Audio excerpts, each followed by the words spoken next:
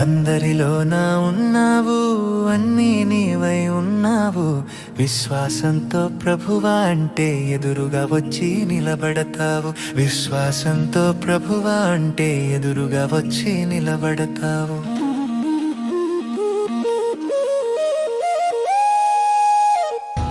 ఒసే రాక్షసి, నీకెలా చెప్పాలి నీ అందం గురించి?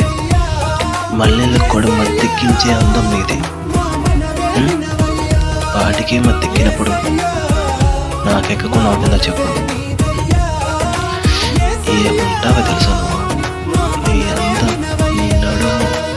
20 ఏళ్ళ వయసులోనే 60 ఏళ్ళ అనుభవం చూసినాను. నాకు పెద్దగా ఆశయాలంటూ ఏముంటుంది? కాలం ఎటు తీసుకోతాడు వెళ్ళిపోవడం. రేపు అనేది ఓ భూతమ్మ. రేపటి గురించి నేను ఆలోచించాను. ప్రస్తుతానికి ఇప్పుడు నేను ఎట్లున్నా, నా పొజిషన్ ఎట్లున్నా అనేది చూసుకుంటాను.